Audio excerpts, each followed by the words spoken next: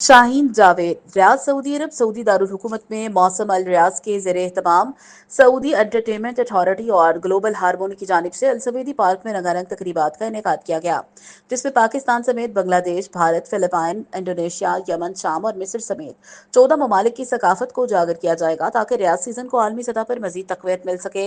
आलमी हम आहंगी के जज्बे से भरे इस माहौल में दुनिया की 14 सकाफतों को एक जगह मुत्तहिद करके तफरीह के मौके दिए जाएंगे। अल सवेदी पार्क में होने वाले फेस्टिवल में दुनिया भर से मशहूर फनकारों समेत पाकिस्तान से म्यूजिक इंडस्ट्री से ताल्लुक रखने वाले मुख्तलिफ सिंगर्स और दीगर फनकार खसूसी तौर पर शिरकत कर रहे हैं। 2 नवंबर से शुरू होने वाले फेस्टिवल में पाकिस्तान समेत दीगर ममालिक से आए हुए गुलकार अपनी आवाज का जादू जगाएंगे। मीडिया को ब्रीफिंग देते हुए फेस्टिवल इंतजामिया का कहना था, पिछले साल की तरह इस मरतबा भी हजारों की तादाद में पाकिस्तानी और दीगर ममालिक के अफराद सकाफती शो में शिरकत करेंगे, मुख्तलिफ ममालिक की सकाफत से लुत्फानंदोज होंगे।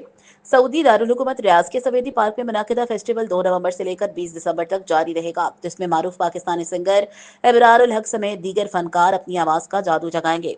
सवेदी पार्क में तफरीह और सकाफत की तर्जुमानी करते मुख्तलिफ जोन बनाए गए हैं, जहां बच्चे नौजवान सब लुत्फ अंदोज हो सकेंगे और भरपूर खुशियां बांटेंगे। सवेदी पार्क के जोन में बच्चों का स्टेज, कठपुतली शो, परिंदों का इलाका, सिंगर्स का स्टेज और खाने का जोन शामिल है।